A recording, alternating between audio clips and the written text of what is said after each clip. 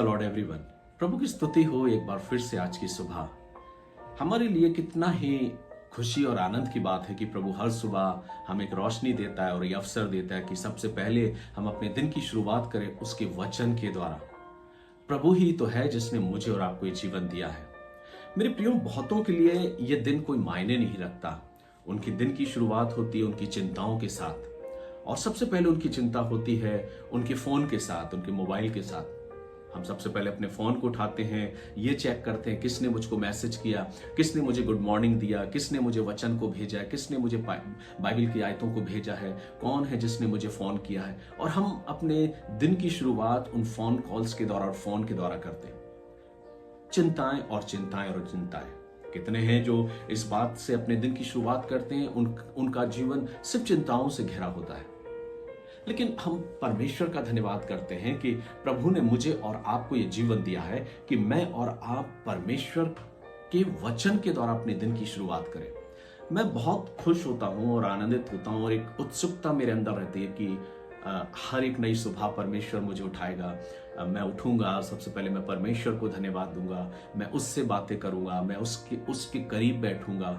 और ये माध्यम है परमेश्वर का वचन। प्रभु ने वचन हमको दिया मेरे प्रियो कि हम इस वचन को खोले और पढ़ें। कितने हैं जो इस बात में संतुष्ट हो जाते हैं कि किसी ने उनको मैसेज भेज दिया, गुड मॉर्निंग किया, बाइबल की 4 लाइनें लिखी और उन्होंने उस मैसेज को भेज दिया और उनका काम खत्म। कई बार मैं इस बात को बोलता हूं कि ऐसे मैसेज उनके लिए जरूरी है जिनके जीवन में बाइबल खोलना इंपॉर्टेंट नहीं, जो बाइबल नहीं खोलते। मैं तो अपनी बाइबल खोलता हूं, मैं अपने परमेश्वर के वचन को पढ़ता हूं। मेरे लिए सबसे पहले जरूरी है परमेश्वर का वचन। इससे पहले कि मैं अपने कामों को करूं, इससे पहले कि मैं अपने परिवार में अपने और किसी लोगों से बातचीत करूं, सबसे पहले जरूरी है कि मैं परमेश्वर से बातचीत करूं। उसी ने तो मुझे जीवन दिया है मेरे प्रियो, उसी ने मुझे जिंदगी दी है, ये आशियाना दिया है, ये जिम्मेदारी दी, और सब कुछ प्रभु ने मुझे दिया है। तो मेरे लिए कर्तव्य क्या बनता है? मेरे लिए सबसे बेहतर बात यह होती है कि सबसे पहले मैं प्रभु से बात करूं और प्रभु की समीपता में अपने जीवन को जीऊं, क्योंकि वो मेरा पिता है। वो मेरी सहायता करता है, मेरे लिए हर जरूरत की चीजें उपलब्ध कराता है, वो मेरे लिए प्रबंध करता है, वो मेरा प्रबंध करने वाला परमेश्वर है। तो मेरा कर्तव्य ये बनता है कि सबसे पहले मैं अपने दिन की शुरुआत अपने फोन के साथ नहीं, अपनी तमाम चिंताओं के साथ नहीं, अपने तमाम उन निरर्थक बातों के द्वारा नहीं जिसका कोई वजूद नहीं, जिसका कोई मायने नहीं। इसलिए मैं सबसे पहले शुरुआत करता हूं परमेश्वर के वचन से। और धन्य है वे लोग जो वास्तव में परमेश्वर के वचन से अपने दिन की शुरुआत करते हैं।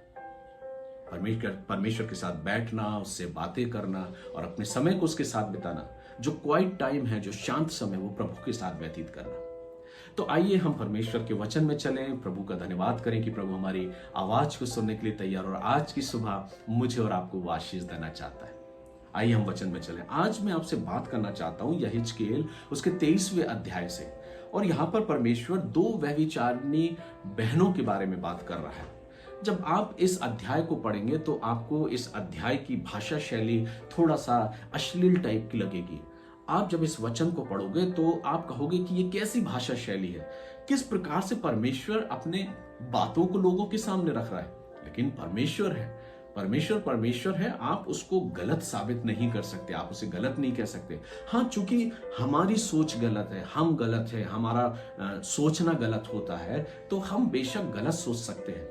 एक डॉक्टर है जो अपने एक पेशेंट का इलाज करता है और उसके सामने उसका पेशेंट जो है वो पूरा नेकेड रहता है, और वो पूरी नग्न अवस्था पे जब उसकी ऑपरेशन को वो करता है, स्ट्रेचर पे जब लेटा होता है, ऑपरेशन थिएटर में होता है, तो उस डॉक्टर के दिमाग में कोई गलत बातें नहीं चलती, क्योंकि उस समय वो उसका डॉक्टर है, वो उसका रखवाला है, वो उसे बचाने का प्रयास कर रहा है। एक संतान है, जो एक पिता है, एक माता, उसकी संतान जो धीरे धीरे बड़ी होती है और वो अपने जीवन में आशीष को पाती है, और धीरे धीरे जब वो बड़ी होती है तो उनके लिए, माता पिता के लिए बच्चे बच्चे ही रहते हैं, चाहे वो कितने भी क्यों ना बड़े हो जाए। ठीक परमेश्वर भी है जो अपने वचनों को, अपनी बातों को हमारे बीच में रख रहा है। और हम कहते हैं कि परमेश्वर एक कैसे शब्दों का उपयोग कर रहा है। वो परमेश्वर है और ये इस बात को साबित करता है कि परमेश्वर किसी भी चीज को लीपा पोती करके बखान नहीं करता कई बार, जैसा कि हम करते हैं। परमेश्वर हर बात को स्पष्ट रीति से बताता है। मैं सिर्फ संक्षिप्त वर्णन करूंगा क्योंकि एक लंबा अध्याय है, इसमें 46 तकरीबन इसमें पद हैं, और जब आप इस वचन को पढ़ेंगे तो कई बार मैंने इसको पढ़ा है। मैं सिर्फ आपको इतना बताना चाहता हूं, इस अध्याय में जो 23वां अध्याय है, इसमें 2 शहरों का जिक्र किया गया है जिसका वर्णन 2 बहनों के द्वारा किया गया जो एक व्यभिचारिणी, इनकी माता के विषय में कहा गया है और उसके विषय में सारा वृत्तांत है। माता जो है वो यरूशलेम है। कई बार जैसा मैंने कहा, परमेश्वर सांकेतिक भाषा का उपयोग कर रहा है, उपमा की रीति से बातें कर रहा है।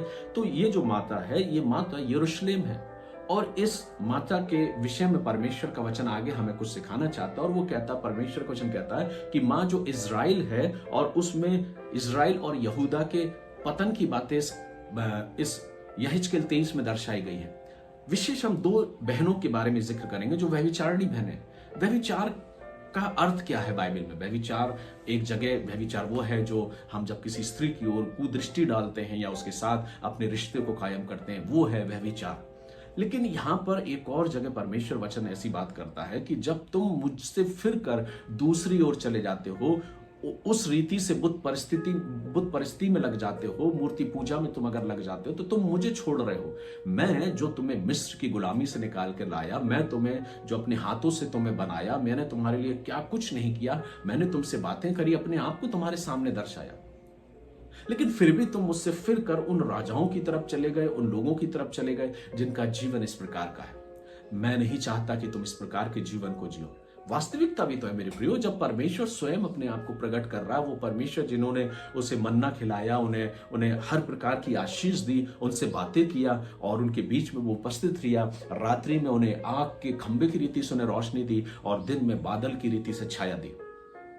जब उस परमेश्वर को उन्होंने नहीं पहचाना, नहीं जाना और उसको छोड़ दिया, उसकी आज्ञा की अवहेलना करी, तो वो व्यभिचार में लग गए। ये परमेश्वर की दृष्टि में एक व्यभिचार की रीति से कि तुम जानते हुए भी कि मैं जीवित परमेश्वर हूं, तुम मुझे छोड़कर अपनी कल्पना गढ़कर उस परमेश्वर की तुम आराधना कर जो नहीं है। लेकिन मैं तुम्हारे सामने हूं।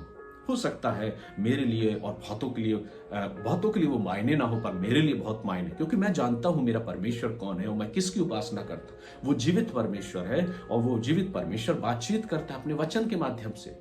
सबका अपना विश्वास है, लेकिन मैं अपने विश्वास में कायम हूं।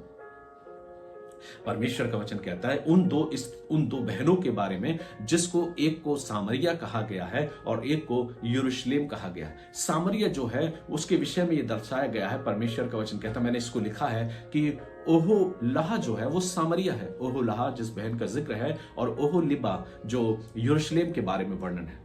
मैं जब इसको पढ़ रहा था तो मैंने इसको लिखा, और परमेश्वर का वचन यहाँ आगे बोलता भी है, ओहोला जब मेरी थी तब ही व्यभिचारिणी होकर अपने मित्रों पर मोहित होने लगी, और जो उसके पड़ोसी अश्शूरी थे, ये जो हैं ये अश्शूरी लोगों की तरफ जाकर अपने जीवन को उनके हाथों में सौंप दिया और उनके अनुसार अपनी जिंदगी को जीने लगे। मैं संक्षिप्त में आपको ले जाना चाहता हूं। परमेश्वर का वचन मुझे इस बात को सिखाना चाहता है कि मुझे अपने जीवन में जिस परमेश्वर को हम जानते हैं, जो परमेश्वर जीवित है, जो मुझसे बातें करता है, जिसने मेरे लिए अपने आप को बलिदान कर दिया, जो मेरे उद्धार की योजना के लिए आया है, हमें और आपको उद्धार के लिए और कुछ नहीं करना। आज कितने हैं जो उद्धार को, मोक्ष को प्राप्त करने के लिए न जाने कितने कर्म कांडों को करते हैं, लेकिन शुक्र है परमेश्वर का, जिसको हम जानते हैं, जिसकी हम इबादत करते हैं, जिसका हम धन्यवाद करते हैं। उस परमेश्वर ने मेरे और आपके लिए अपने इकलौते पुत्र को भेजा, जो पवित्र आत्मा के द्वारा रहा, जो स्वयं परमेश्वर था।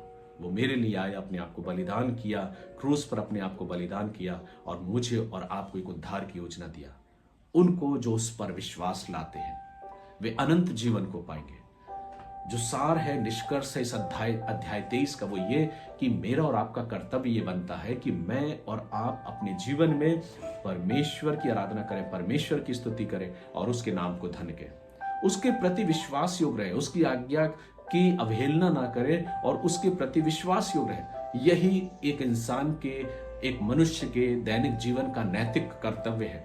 और हम अपने नैतिकता से फिरे नहीं, हमें अपनी नैतिक जिम्मेदारियों को समझना है कि हम अपने जीवन में परमेश्वर की इबादत करें। तो आइए हम अपने दिन की शुरुआत करें और अपने विश्वास में मजबूत रहें, अपने विश्वास को अटूट बना के रखें। ये नहीं कि जिंदगी की छोटी छोटी परेशानी में अपने विश्वास में हम डबाडोल होने लगे, लेकिन नहीं मेरे प्रियो, अपने विश्वास को मजबूत बनाएं, परमेश्वर पर भरोसा रखें। वो परमेश्वर जो सदैव हमारे साथ है, वो वायदा करता है, मैं सदैव तुम्हारे साथ हूं। प्रभु इन वचनों के द्वारा आप सबों को आशीष दे और आज का दिन आप सबके लिए आशीष में होने पाए। God bless you. प्रभु आप सबों को आशीष दे।